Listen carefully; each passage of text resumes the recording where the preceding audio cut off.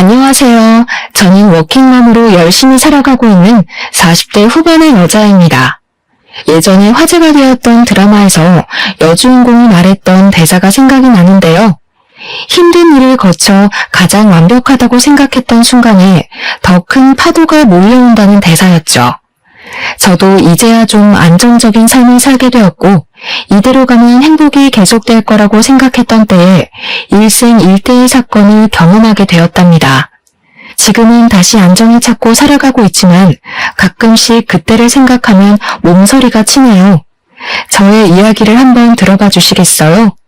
저는 대학교를 졸업하자마자 운이 좋게도 면접에 통과해서 나름 괜찮은 기업에 합격하게 되었어요. 워낙 업무량이 많아서 30 초반까지 정말 일에만 파묻혀 살았던 것 같아요. 사실 연애에도 별로 관심 없어서 연애도 거의 하지 않았답니다. 야근이 잦아서 거의 회사 동기들과만 지내다 보니 비슷한 나이대라 그런지 똘똘 뭉쳐 다니게 되더라고요. 동기 무리 중에 저보다 3살 많은 남편도 있었는데 제가 피곤하다고 하면 커피도 사다 주고 회식 끝나면 일부러 집에도 데려다 주면서 친절하게 대해주더라고요. 그래서 점점 호감이 생기게 되었고 서로 자연스럽게 사귀는 사이가 되었답니다. 저는 회사 사람들 몰래 연애를 하고 싶었지만 남편이 초반부터 너무 티를 내는 거예요. 그래서 얼마 되지 않아 동기들이 다 알게 되었고 어느새 공식 커플이 되었죠. 미래에 어떻게 될지도 모르는데 함께 회사에 다니니 상사들도 자꾸 농담을 하고 동기들도 눈치를 주기 시작하더라고요. 너무 불편해서 남편에게 둘 중에 한 명이 이직하지 않으면 이 관계를 끝내겠다고 엄포를 놓았죠. 남편도 저에게 푹 빠져 있을 때라서 열심히 다른 곳을 찾아보더라고요. 결국 비슷한 조건의 기업으로 연봉도 좀 더 높여서 이직에 성공하더라고요. 저는 남편의 추진력 있는 모습에 더욱 신뢰가 생겼던 것 같아요. 그렇게 3년의 연애 끝에 결혼까지 하게 되었죠. 친정과 시댁의 수준이 거의 비슷해서 딱히 반대는 없었답니다. 어느덧 15년의 세월이 흘렀고 남편과 저는 열심히 저축해서 수도권에 있는 아파트도 마련했고 둘이 합쳐 연봉도 넉넉해졌어요. 중학생이 된 딸과 함께 별 문제 없이 똑같은 일상을 살아나갔답니다. 저는 계속 같은 회사에 다니고 있고 어느새 과장 직급이 되었는데요. 워킹맘으로 살면서 그만두고 싶었던 순간이 몇백 번은 되었죠. 특히 아이가 초등학교 들어갔을 때는 너무 힘들어서 사표 내기 직전까지 갔었답니다. 딸이 아직 어린데 옆에 있어주지 못할 때나 주변 전업주부 엄마들이 저를 따돌릴 때 얼마나 서러웠는지 몰라요. 평생 전업주부로 살아오신 시어머니도 제가 일하는 걸 항상 못마땅해 하셨어요. 처음에 결혼한다고 인사드리러 갔던 날부터 제 인상이 너무 세서 남편 기를 죽일 것 같다느니 여자가 뭔 일을 그렇게 남자처럼 많이 하느냐느니 하면서 탐탁치 않아 하셨죠. 제가 너무 바빠서 발을 동동거릴 때 항상 저를 도와주신 건 친정 어머니였답니다. 힘들 때마다 울면서 일을 관둬야겠다고 말하면 자기가 최대한 도와주겠다면서 절대로 그만두지 말라고 여자도 자기 일을 갖고 있어야 한다고 용기를 주셨죠. 시댁은 우리 아파트와 가까운 거리에 있는 빌라에 살고 계셔서 정말 급할 때 아이를 부탁드렸던 적도 있었는데 항상 매몰차게 거절하셨답니다. 제가 전화를 할 때마다 멀리 나와 있다면서 단 한 번도 아이를 봐주시지 않았죠. 그래서 항상 시모에게 서운한 마음을 갖고 있었지만 겉으로 내색은 잘하지 않았어요. 왜냐하면 명절이나 제사 때에도 늦게 가는 날이 많고 시댁에도 자주 찾아가지 못해서 죄송한 마음이 있었거든요. 시모는 제가 늦게 가면 눈을 흘기시며 일가는 티 좀 내지 말라고 이 동네에서 네가 제일 바쁜 여편네 같다고 항상 핀잔을 주셨어요. 남편에게는 2살 위인 형이 있는데요. 제 손이 동서인 형님은 남편과 동갑이고 우리 딸과 같은 나이의 아들이 한 명 있답니다. 형님도 항상 전업주부로 살아왔는데 굉장히 여성스러운 스타일이에요. 머리도 아가씨처럼 긴 웨이브를 하고 옷도 꽃무늬 원피스 같은 걸 좋아하는지 그런 것만 입고 있는 것 같더라고요. 사실 아주버님이 중소기업에 다니시는데 세 식구 살기에는 연봉이 좀 부족할 것 같은데요. 형님은 저만 보면 생활비가 모자란다고 아들이 학원비가 없어서 다니질 못한다고 그런 소리를 항상 하시더라고요. 솔직히 저 같으면 아르바이트라도 할 것 같은데 자기는 현모양처라서 집에서 살림하는 게 제일 좋다면서 일은 못할 것 같다고 하는 게 아니겠어요. 그럼 돈이 부족하단 말은 아니야 되는데 항상 앓는 소리를 하니까 듣기가 좀 거북하더라고요. 저는 성격이 좀 사무적이라 그럴까요? 딱딱한 편이라 시모에게 살갑게 구는 걸 잘 못하는데 형님은 시모에게 아주 애교 있게 대하고 부를 때도 엄마라고 불렀답니다. 둘 사이가 어찌나 좋은지 모르는 사람들이 보면 모녀 사이로 알 정도였죠. 둘 다 전업주부로만 살아서 그런지 통하는 게 많아서 저는 대화할 껴도 없는 사람 취급당할 때가 많았죠. 형님은 요리에 대한 자부심도 엄청나서 명절에도 시모와 장 다 봐서 음식도 거의 다 하곤 했어요. 항상 미안한 마음이 있어서 제가 장 보는 비용을 다 대고 따로 돈봉투도 챙겨드리기도 했죠. 형님은 저보다 자주 시댁에 찾아가는 것 같았는데 장아찌나 밑반찬을 다 해다 주는 것 같더라고요. 예전에 주말에 갑자기 전화가 와서는 우리 아파트 근처라면서 밑반찬 주러 왔다고 한 적이 있어서 좀 놀란 적이 있어요. 그때 형님이 집에 한번 와보고 아파트 평수가 넓어서 충격을 좀 받았던 모양이더라고요. 형님이 신혼 때부터 오래된 빌라에 살고 있어서 새로 분양받은 아파트를 보여주기가 좀 불편했거든요. 그 후로도 몇 번을 반찬했다면서 집에 가도 되겠냐고 하길래 사실 반찬을 잘 먹지 않아서 버리게 된다고 앞으로는 갖다 주지 않아도 된다니까 한동안 엄청 차갑게 대하더라고요. 어김없이 추석 명절이 돌아왔고 남편과 딸은 먼저 시댁에 가 있었지만 저는 회사에 갑자기 일이 터져서 해결하고 가느라 저녁에야 갈 수 있었답니다. 문을 빼꼼히 열고 들어가니 형님이 꽃무늬 앞치마를 곱게 하고 저녁 식사를 차리고 계시더라고요. 시모는 저를 보고는 혀를 끌끌 차더라고요. 저는 민망해서 얼른 외투를 벗고 주방으로 들어갔죠. 이번 명절에도 어김없이 회사에 급한 일이 생겼니? 너네 회사는 명절 때만 되면 일부러 그러냐 아니면 네가 일부러 그러는 거냐? 죄송해요. 공교롭게 명절 때랑 결제하는 시기가 비슷해서 일이 많네요. 제가 이거 할까요? 됐다. 누구 말 맞다나 다 된 밥상에 숟가락만 얹으려고? 난 너처럼 염치가 없는 애는 살다 처음 본다. 너는 이런 형님이 있는 걸 하늘이 도왔다고 생각해야 돼. 어느 누가 아무 소리 안 하고 네 몫까지 다 해주냐? 엄마, 그만하세요. 동서도 힘들게 일하고 왔는데요. 명절에 큰 소리 내면 안 좋잖아요. 제가 밥 풀 테니까 거실에 가 계셔요. 다들 둘러앉아 저녁을 먹는데 시부모를 비롯해서 남편까지 음식이 맛있다면서 형님 칭찬하느라 바쁘더라고요.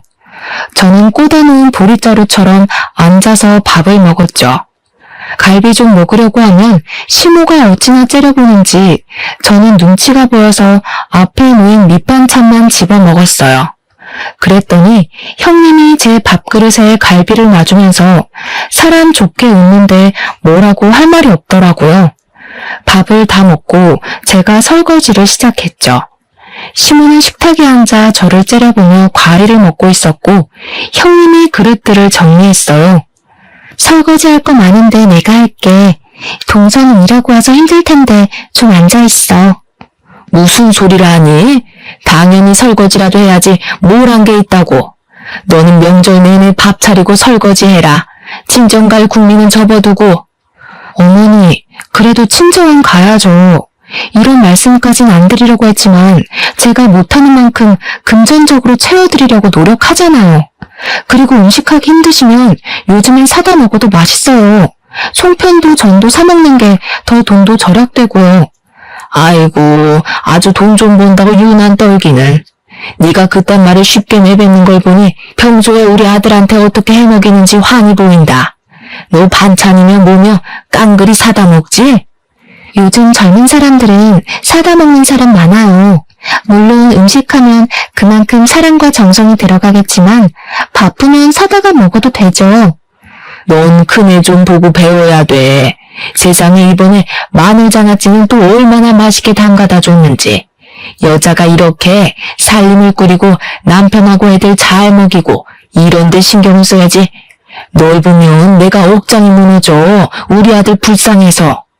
저는 속이 부글부글 끓었지만 신호의 말에 대답하지 않고 묵묵히 설거지만 했답니다. 그때 갑자기 형님이 제 팔 위로 뜨거운 물을 확 붓는 게 아니겠어요? 저는 너무 놀라 악 소리를 질렀죠. 순간이었지만 형님이 저를 무표정으로 노려보는데 소름이 끼치더라고요. 그러고는 바로 호들갑을 떨며 제 팔에 찬물을 마구 부어주더라고요. 어머 미안해. 급하게 버리다 보니까 잘못 봤네. 화상 입은 거 아니야? 어떡해. 저는 괜찮다고 하고 계속 찬물에 팔을 대고 있었는데 빨갛게 부어오른 걸 보니 꽤 심한 것 같았어요. 남편에게 화상 연고 좀 사오라고 말했더니 시모가 혀를 끌끌 차더라고요. 질질지 못해서 그새 또 사고를 치고 남편을 부려먹어? 내가 너만 보면 혈압이 올라. 그런데도 회사는 안 잘리는 거 보면 신기해. 동서가 좀 덤벙거리는 편인 것 같긴 해요. 민지도 보니까 너무 산만하더라. 엄마를 좀 닮은 것 같아. 아니면 엄마가 집에 없으니까 좀 불안정해서 그런 거 아니야? 네? 우리 민지가 산만하다는 말은 처음 들어보네요. 이젠 중학생이라 학원 다니기 바쁜데 엄마가 집에 있어도 만날 시간도 없을 시기죠. 민식이는 학원을 안 다니나 봐요? 우리 민식이는 그딴 데 안 다녀도 성적이 좋아. 학교 끝나고 엄마가 해주는 간식 먹고 집에서 숙제하고 그러는 게 최고지. 애들한테는 엄마가 옆에 있어야 되는 거야. 동서는 집에 있어 본 적이 없어서 잘 모르겠지만 어느 순간 확 비교될걸? 형님은 전업이라는 자부심이 대단한 건지 제가 못마땅한 건지 대화해보면 은근히 저를 깎아내릴 때가 많아서 기분이 좋지 않았어요. 저는 소파에서 핸드폰 게임을 하고 있는 민식이를 바라봤죠. 성적을 대충 아는데 우리 딸이 공부를 훨씬 잘하고 더 똑부러지거든요.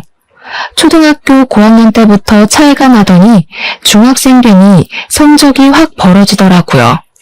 형님도 잘 알고 있으면서 저와 우리 딸을 은근히 깔아뭉개니 우습기도 하고 기분이 나빴죠.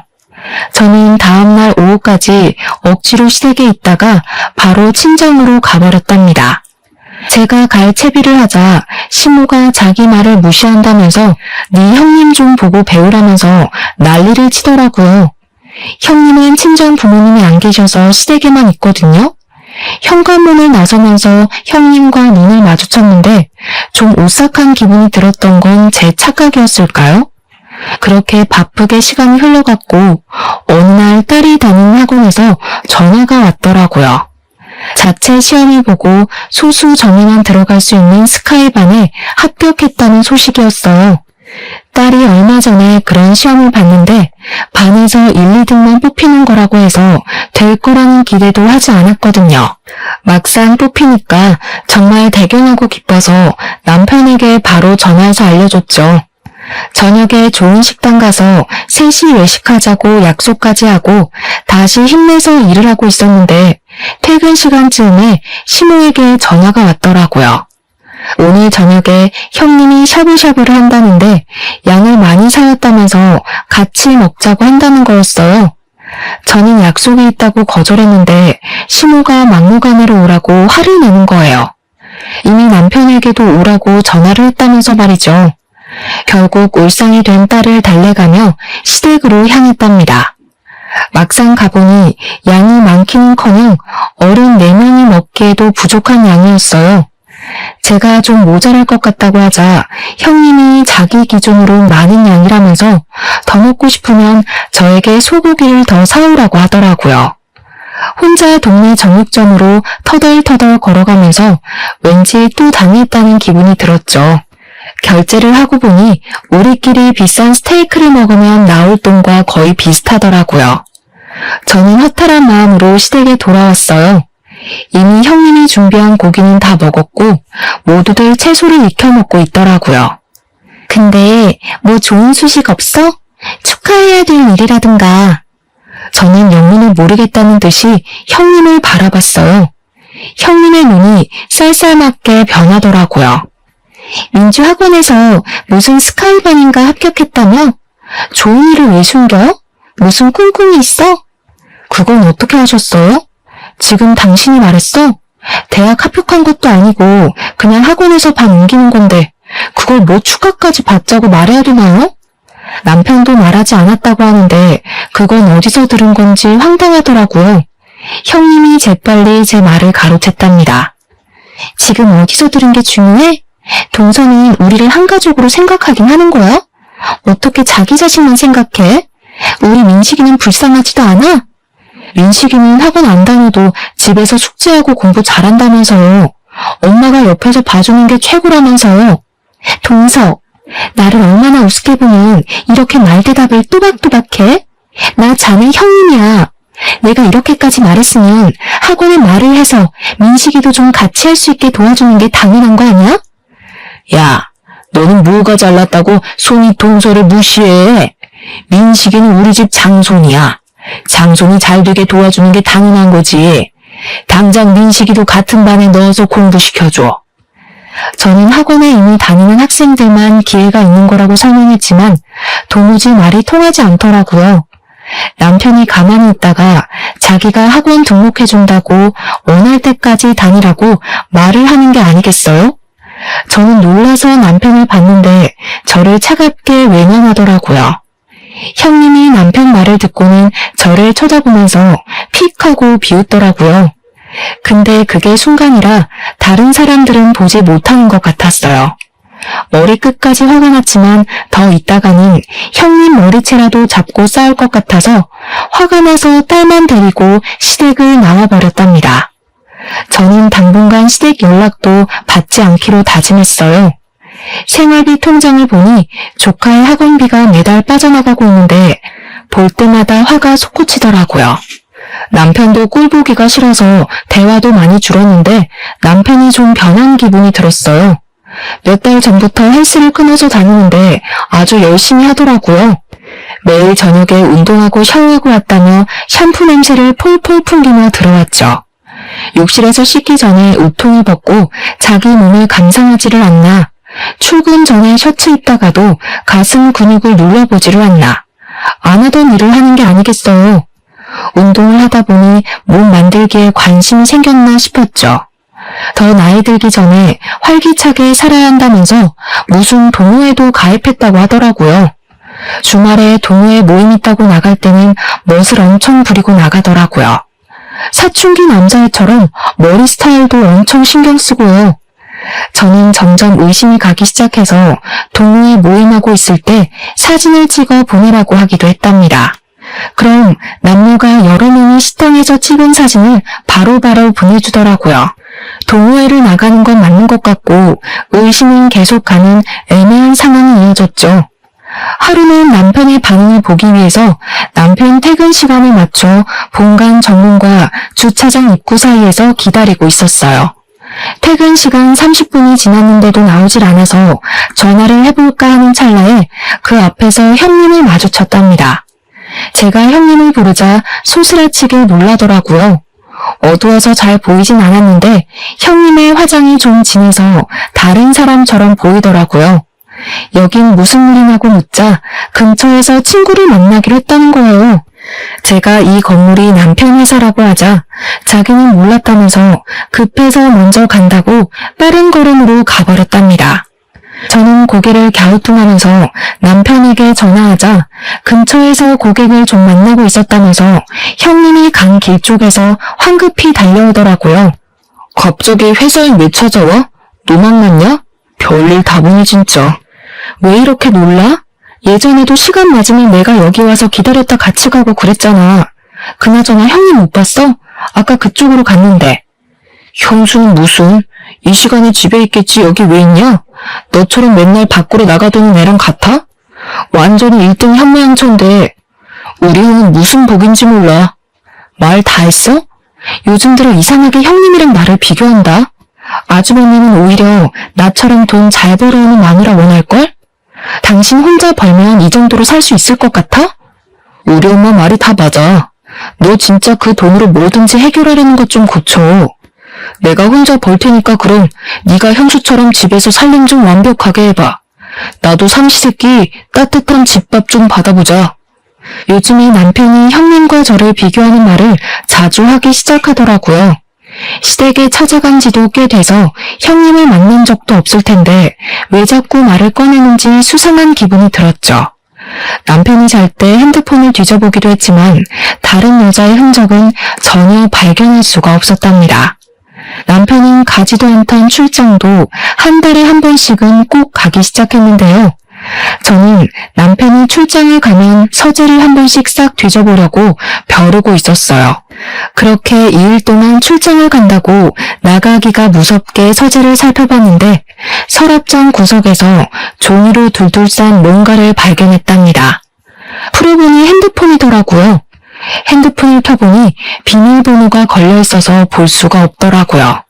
저는 바로 포렌식을 많은 업체를 검색해서 핸드폰을 가지고 갔어요. 비밀번호를 잃어버려서 도저히 열 수 없다고 했고 몇 분 지나지 않아 많은 양의 사진과 메시지를 받아볼 수 있었어요. 역시나 남편은 외도를 하고 있는 듯 보였어요. 20대가 풋풋한 연애를 하듯이 한 여자와 무수히 많은 사진을 찍어놓았더군요. 회사 동료를 만나 20년이 안 되는 세월을 함께 겪으며 인생의 한 팀이 되어간다고 생각했었는데 그건 저만의 착각이었던 거죠. 남편에 대한 믿음이 산산조각이 난 순간이었답니다. 저는 딸이 들을까봐 몰래 가슴을 치며 소리 죽여 울었어요. 저는 남편을 용서할 수 없었기에 헤어지기로 결심했고 남편이 출장에서 돌아오기만을 기다렸죠. 남편이 아주 신나는 얼굴로 집에 들어오더라고요. 저는 소파 테이블 위에 남편의 핸드폰을 올려놓고 남편을 가만히 쳐다봤어요. 핸드폰을 발견하고 순식간에 얼굴이 굳어지더라고요. 그러더니 얼른 핸드폰을 휙 채가버리더군요. 그렇게 가져가봐야 이미 안에 있는 거 다 봤어. 너 바람 피우니? 너 나 없을 때 책상 다 뒤졌냐? 기어이 핸드폰까지 다 뒤지고? 너 이거 범죄야. 사생활 침해라고. 사생활 좋아하네. 다시 한번 물을게. 너 사진 속 그놈이랑 바람 피우냐? 천박하게 바람이 뭐야? 남자가 잠깐 흔들릴 수도 있는 거지. 어떻게 평생을 한 여자만 보냐? 생각하는 거 하고는 이거 완전히 쓰레기였네? 너는 분리수거도 안 되고 그냥 쓰레기 봉투에 묶어버려야겠다. 당장 앞장서 너네 집으로 가. 저는 형님 부부에게도 시댁으로 오라고 전화를 해놓고 남편을 끌고 시댁으로 갔어요. 들어가자마자 남편이 바람 피운다고 나는 용서할 수 없으니 이혼할 거라고 말했죠. 남편이 이혼까지는 생각을 안 했는지 놀란 눈으로 저를 바라보더라고요. 이 야밤에 시댁에 쳐들어와서 경박하게 이혼 얘기나 해대고 남자가 한번 실수할 수도 있지. 보니까 남편 말도 제대로 안 들어본 모양인데 어른들 앞에서 뭐 하는 짓이야? 역시 어머니가 그렇게 나오실 줄 알았어요. 아들이 잘못을 했으면 혼을 낼 줄 알아야지. 이 와중에도 아들 편을 드세요? 저는 다른 여자랑 그런 사진 찍어두는 남자랑은 더는 못 사니까 그렇게 아세요. 어머, 이게 무슨 일이야? 사진은 무슨 얘기야? 하긴 바람 피우는 상대랑 더는 못 살지. 어떡해. 무슨 이혼이 애들 장난이야? 난 너 처음 봤을 때부터 마음에 안 들었어. 맨날 회사 그러면서 시댁을 우습게 보고 말이야. 네가 한 번이라도 시분 밥을 차려준 적 있어? 며느리 노릇도 한 번도 안 해본 게? 지금까지 매달 용돈 빠짐없이 드렸어요. 어머니는 맨날 돈으로 퉁친다고 하는데요. 육아휴직하고 돈 없을 때도 아파트 이자 내느라 빠듯할 때도 꼭 어머님 용돈은 챙겨드리려고 제가 얼마나 노력했는지 아세요? 친정에는 용돈 드리지도 않는 거 어머니도 아시잖아요. 또 그놈의 돈으로 유세 떠네. 니까짓 게 얼마나 번다고. 야, 됐어. 우리 아들하고 당장 이혼해. 어디서 천박한 게 들어와서 이런 분란을 만들고 난리야? 보고 있던 남편이 머리를 마구 쥐어뜯으며 소리를 지르기 시작하더라고요. 아주버님이 형님을 말리고 형님은 저를 또 무표정으로 쳐다보고 있더라고요. 저는 무시하고 시댁을 나와버렸죠. 딸이 한창 민감한 나이라 어렵게 말을 꺼냈는데 다행히 저를 따라오겠다고 하더라고요. 어차피 이혼하려면 시간이 걸리기에 모든 게 끝날 때까진 흔들리지 말고 일상을 살아나가기로 결심했죠. 남편과 계속 얼굴을 보며 사는 건 정말 힘들더라고요. 남편은 매일 저에게 이혼은 안 된다고 했지만 저의 마음은 변하지 않았죠. 회사에는 아무런 내색도 안 하고 다녔지만 저에게도 참 힘든 시간인 건 마찬가지였답니다. 하루는 평일에 쉬게 되어 동네 카페에서 오랜만에 친구를 만나기로 했어요. 커피 한 잔 시켜두고 친구를 기다리고 있는데 멀찍이 떨어진 자리에 형님이 앉아있더라고요. 그런데 형님답지 않게 또 진한 화장을 하고 있더라고요. 옷을 보니 미니스커트를 입고 있어서 놀랐죠. 어찌나 친구와 깔깔대며 크게 웃는지 카페 안에 사람들이 다 쳐다볼 정도였답니다. 저는 누구와 저렇게 얘기하나 싶어 형님 맞은편에 벽에 가려진 자리로 옮겨 앉아 보았어요. 알타니가 빠지니까 얼마나 속이 시원한지 몰라. 그동안 그 쌍판분이라 얼마나 재수가 없었는지. 다 네 덕이다 얘. 서로 돕고 사는 거지. 나도 네 덕에 수입이 쏠쏠했어. 아주 사달라는 대로 다 사준다니까. 이혼은 안 한다고 해놓고 너를 계속 만나는 거 보면 그 인간도 보통은 아니라니까. 내가 그만큼 잘해주니까 그런 거지. 아직 빼먹으려면 한참 남았어. 네 이거는 언제 도착한대? 저는 새끼손가락을 올리며 천박하게 웃고 있는 형님의 친구를 슬쩍 바라봤어요. 그 순간 누가 뒤통수를 때린 듯이 번쩍하더라고요. 바로 남편의 상간녀였던 거죠. 저는 어지러워진 머릿속을 정리해 보려고 했죠.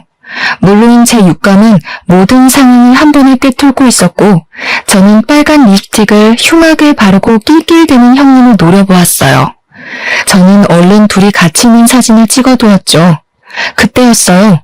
한 젊은 남자가 껄렁하게 걸으며 형님 옆으로 다가오더라고요. 형님이 남자를 발견하고는 활짝 웃으며 팔짱을 끼고 바로 나가더라고요. 저는 바로 형님 뒤를 쫓았답니다. 저는 친구와 약속을 취소하고 어디론가 걸어가는 두 사람의 모습을 계속 카메라에 담았어요. 형님은 남자의 허리에 팔을 척 두르고 아주 신나서 걸어가더라고요.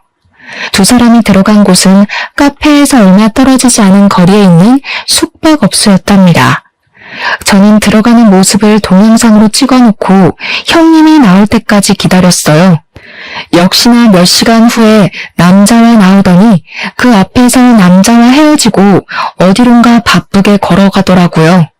저는 집으로 돌아와 형님에게 남자와 찍은 사진 한 장을 보내고 저녁 7시까지 우리 집으로 오라고 메시지를 보냈어요. 형님은 아무런 대답이 없었지만 7시가 살짝 넘은 시간에 초인종이 울리더라고요. 현관문에 들어서서 나를 째려보는 형님은 눈빛부터 달라 보였어요. 여태껏 봤던 살림 잘하고 여성스러운 며느리와는 딴판이더라고요. 형님은 소파에 앉아 다리를 착고고 어쩔 거냐는 눈빛으로 저를 보더라고요. 지금 집에 저밖에 없고 전 더 이상 그 집안 며느리도 아니니까 그렇게 바라보실 거 없어요. 아주버님 저녁 챙겨주고 오신 거예요? 몰라. 오늘 늦게 온대. 이제 우리 집안 사람도 아니면서 그딴 사진은 왜 보내? 뭐 협박이라도 하게? 내 뒤라도 밟았어? 오늘 쉬는 날이어서 나갔다가 우연히 봤어요. 너무 놀라서 여쭤보려고 사진 좀 찍은 거고요. 놀랐는데 사진 찍을 여유까지 있고 역시 똑똑한가 봐. 그래서 나 바람 피운다고 우리 남편한테 말이라도 하게? 그 인간은 내가 둘러대면 깜빡 속아 넘어가. 네 말을 믿을 것 같아? 그럼 이건요? 이건 어떻게 설명할 건데요? 저는 형님과 상간녀와 함께 있는 사진을 보여주었죠. 형님의 얼굴이 파르르 떨리더니 곧 픽하고 비웃더라고요. 아, 이것도 봤어? 그래서 뭐 어쩔 건데. 이미 이혼 도장 다 찍은 마당에. 그래, 다 내가 꾸민 짓이다. 네 네가 돈 번다고 하도 꼴값 떨어서 너 좀 엿 좀 먹어보라고. 이혼까지 갈 줄은 몰랐는데 암튼 더 잘겠지. 이젠 평생 네 면상 안 봐도 되잖아? 내가 싫다고 이런 짓을 꾸몄단 말이에요. 내 가정을 망가뜨리고 우리 딸 가슴을 아프게 하고 진짜 제정신이 아니네요. 나보다 나이도 어린 게 돈 좀 번다고 무시하고 네 딸 공부 잘한다고 무시하고 우리는 구질구질하게 사는데 너흰 해외여행이나 다니고. 그러게 사람이 겸손해야지. 자랑질 좀 그만하고. 내가 언제 자랑을 했어요? 지금 보니까 민지 스카이반 간 것도 그 상간녀가 알려준 거네? 그렇죠. 남편 동호회 소개해준 게 형님이에요, 그럼? 그래, 불륜 모임인데 내가 40대 모임이라고 소개해줬어.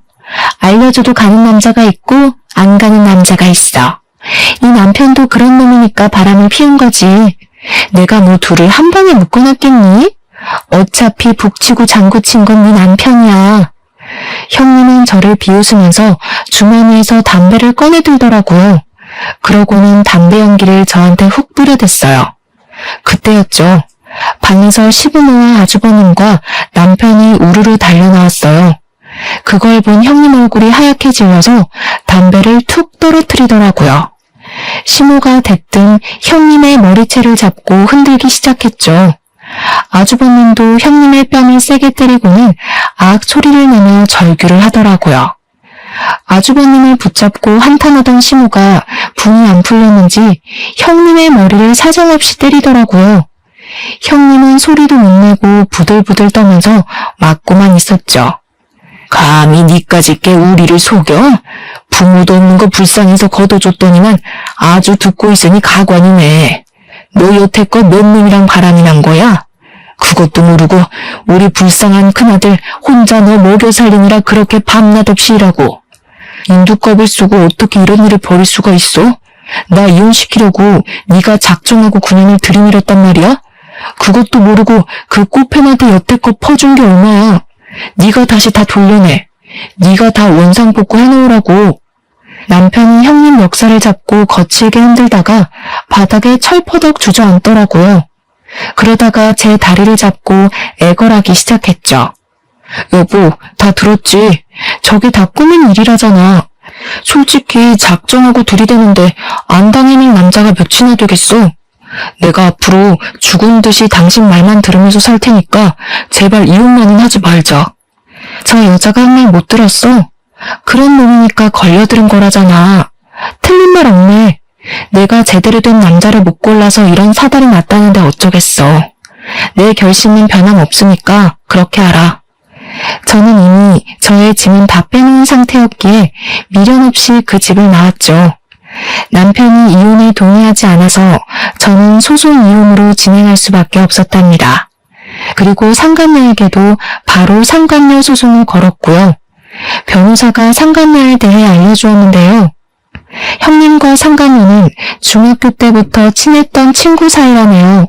소위 말하는 문제아 시절을 함께 보냈고 동네에서도 사고를 많이 쳐서 아주 유명했다고 하더라고요. 우연치 않게 아주버님도 이혼 상담을 한다고 같은 변호사 사무실에 왔더라고요. 한 번 마주쳤는데 잠깐 이야기를 나눴죠. 따지고 보면 아주버님은 저보다 더 마음의 상처를 입은 피해자니까요. 형님은 현모양처가 꿈이었던 건지 과거를 숨기려고 그렇게 연기를 한 건지는 모르겠지만 아주버님이 일하는 동안 거의 매일 밖으로 나다녔고 바람도 숱하게 피웠다고 하더라고요. 형님이 우리 집과 비교하면서 돈 좀 많이 벌어오라고 그렇게 아주버님을 구박해서 밤에는 대리운전까지 다녀야 했었다네요. 너무 바쁘고 형님을 믿었기에 신경 쓰지도 않았었는데 이번 일로 시조카가 오면서 자기가 아는 건 다 이야기해 준 거라고 해요. 가만히 아주버님의 이야기를 듣고 있다가 전 남편 얘기를 꺼내려고 하기에 바쁜 일이 있다며 얼른 자리를 피해버렸답니다. 워낙 남편의 증거가 확실했고 남편도 반성을 해서 소송은 비교적 짧은 시간 안에 끝날 수가 있었네요. 아파트의 절반 가격을 받고 위자료도 받을 수 있었죠.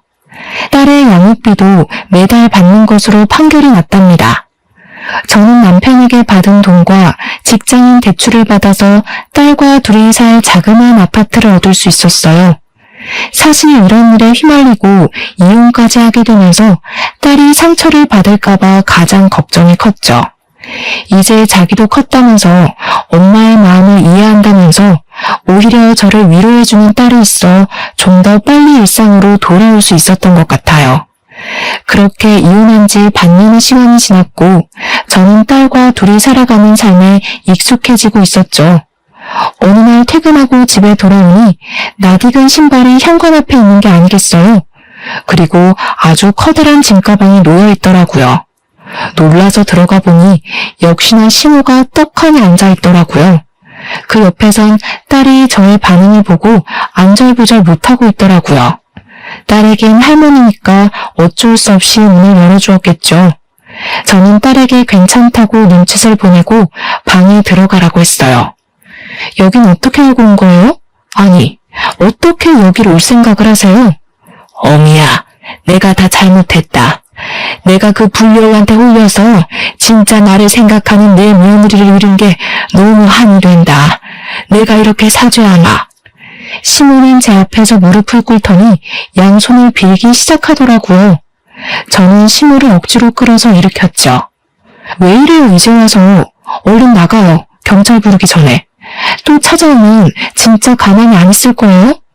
애미야, 제발 나 좀 용서해주렴. 내가 갈 데가 없어. 늙은 시어미가 길거리에서 자다가 죽었으면 좋겠니? 아니면 딱 한 달만 여기서 좀 지나게 해다오. 응? 이게 무슨 말 같지도 않은 소리예요? 누가 내 시어머니야? 나 같은 며느리 필요 없다고 내칠 때는 언제고. 나가요, 나가. 내가 진짜 갈 데가 없어서 그래. 첫째가 이혼하고 일도 때려치우고 맨날 술만 마셔.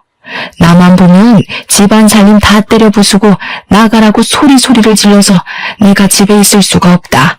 아이고, 내 신세야. 그건 제 알 바가 아니에요. 저는 더 이상 그 집하고 얽혀있는 사람이 아니라고요. 이 더러운 가방 갖고 당장 나가요, 당장. 저는 신호를 있는 힘을 다해 문 쪽으로 밀었죠. 신우가 신발장을 붙잡고 엉엉 울면서 버티고 있는 걸 보니 어이가 없더라고요. 전 남편에게 바로 전화를 걸어서 당장 모시고 가라고 소리를 질렀답니다. 30분도 안 돼서 전 남편이 왔더라고요. 둘이 짠 건지 문을 열어주니 전 남편이 마구 비집으면서 결국은 거실까지 들어오는 게 아니겠어요. 오랜만에 본 전 남편은 회사도 다니지 않는지 더벅머리에 수염도 덥수룩하고 초췌한 얼굴을 하고 있더라고요. 전 남편은 조금 전에 시모마냥 제 앞에 무릎을 꿇고 손을 싹싹 빌기 시작했답니다. 여보, 제발 우리 다시 합치자. 내가 부모님이랑 형이랑 그 코딱지 같은 집에서 정말 죽지 못해 살아. 그 나쁜 놈은 형이 이혼소송 승소했는데도 형 돈을 다 가지고 튀었어. 우리 민지를 생각해서라도 나 좀 살려줘. 이혼한 뒤로 양육비는커녕 민지한테 전화도 한 번 안 한 게 무슨 아빠라고 내 딸 이름을 들먹여. 둘 다 이렇게 난다 이거지? 전 남편의 행동을 보니 더하면 더했지 순순히 시모를 데려갈 것 같지가 않더라고요. 저는 동네 창피했지만 어쩔 수 없이 경찰을 불렀어요. 경찰들이 와서 남편과 시모의 팔을 잡고 달래며 문 밖으로 끌어내기 시작했답니다. 그때 경찰에게 잡힌 시모가 저한테 확 달려들면서 살려달라고 악을 쓰는 게 아니겠어요? 저는 너무 놀라서 뒤로 물러섰답니다. 아무리 봐도 정상적인 사람처럼 보이지가 않더라고요. 경찰이 시모와 이런저런 대화를 해보더니 아무래도 치매 환자인 것 같다고 말을 하더라고요. 저는 놀라서 전 남편을 쏘아봤는데 남편은 이미 다 알고 있었던 듯이 고개를 푹 숙이고 아무 말이 없더라고요. 시모는 아들 2명이 한꺼번에 이혼한 충격이 너무 컸는지 이상한 행동을 자꾸 하다가 결국 치매 판정을 받았다고 했죠. 전 남편이 갑자기 눈물을 절절 흘리면서 제 앞에 털썩 주저앉았답니다. 엄마가 당신한테 얼마나 미안하셨으면 치매 걸린 뒤로 당신밖에 기억을 못해. 맨날 당신 얘기하고 찾으러 가야 한다고 그러고. 당신이 우리 엄마 좀 용서해줘. 당신 없으면 나 죽어. 그니까 지금 내가 치매 걸린 너네 엄마랑 술만 먹어대는 아주버님이랑 엄마가 도망간 조카 데리고 너 보듬으면서 같이 살아달란 말이네? 돈도 내가 다 벌어오고. 너는 진짜 끝까지 쓰레기 짓을 하는구나. 이 양심도 없는 놈아. 당신이랑 우리 민지만 있으면 나 다시 예전으로 돌아갈 수 있어. 제발 나 좀 살려줘. 민지야, 민지야 아빠 왔어. 전 남편이 딸의 이름을 계속 부르자 어느새 딸이 문을 빼꼼히 열고 보고 있더라고요. 저는 얼른 방으로 들어가라고 소리치고 현관문을 닫아버렸어요. 네가 뭘 잘했다고 민지 이름을 입에 올려. 얼마나 더 애한테 상처 주려고 그래. 다시는 너랑 길에서라도 마주치는 일 없을 거야. 또 찾아오기만 해봐. 가만 안 있을 거니까. 저는 경찰에게 두 사람을 주거 침입죄로 신고하고 싶다고 당장 상황 좀 마무리해달라고 했어요. 경찰이 침입죄에 해당될 수 있다고 경고하자 전 남편은 무서웠는지 입을 꾹 다물더라고요. 그렇게 두 사람이 경찰차를 타고 가는 걸 끝으로 다시는 전 남편을 만나지 않았답니다. 저는 양육비 문제 때문에 전 남편에게 집 주소를 알려준 게 잘못이었다는 걸 깨달았죠. 전 남편 행색을 보니 지금까지 받지 못했던 양육비를 기대하지도 말고 그저 딸과 함께 둘이 살아가는 게 나을 것 같더라고요. 정말 감사하게도 소란스러운 환경에서도 딸은 공부를 열심히 해줘서 중학교 3학년 때는 전교에서도 높은 등수를 차지했답니다. 이제 고등학교를 입학해야 하니까 학군지로 알려진 곳으로 이사하려고 차근차근 준비를 했었는데요. 운이 좋게도 이사가고 싶었던 아파트의 매물을 좋은 가격으로 얻게 되었어요. 더 작은 아파트로 오게 되었지만 남편이 주소를 알 수 없도록 행정 처리를 해놔서 신호도 더 이상 찾아오지 못할 테니 딸과 평화롭게 지낼 수 있는 지금 이 순간이 참 소중하게 느껴지네요. 가족이라고 생각했던 사람들에게 배신을 당하니 상처와 충격이 몇 배로 크게 다가오더라고요. 그동안 제가 헌신하고 배려했던 모든 것들이 무너져버리는 경험을 하니 좀 더 나를 소중하게 생각하고 나 자신을 위해 사는 시간을 많이 가져야겠다는 생각이 들었어요.